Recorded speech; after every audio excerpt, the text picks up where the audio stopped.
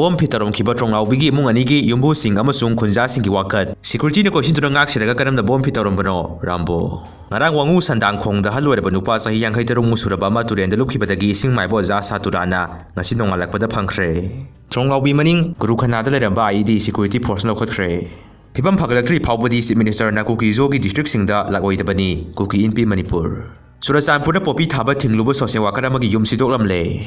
Kamjong District ki Sachet PS taki kilometer yang Kairom da Maglamna na Myanmar da Laiba, Monoi Kuki Khungi Yum Sing Mai Thadokre. Flying training camp Haudokre. Laibak Sigi Muslim Sing Indonesia da Laiba Muslim Sing Manaragani Riziju.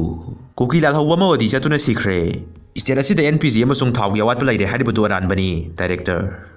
CM na Napu Sapudu Sanabadi yang Nabatari Haina Kuki Liberation Army, Let Kolona Pongdokli, Surachanpur CM Sangbagaya Balate, Karigumba Tawashita Nampu Sanabati, Sabsana Tanagani Haina, KNAN Haidi Amadom the Kim Surachanpur Sapaki program, si postpone to you Haina Pintaroli.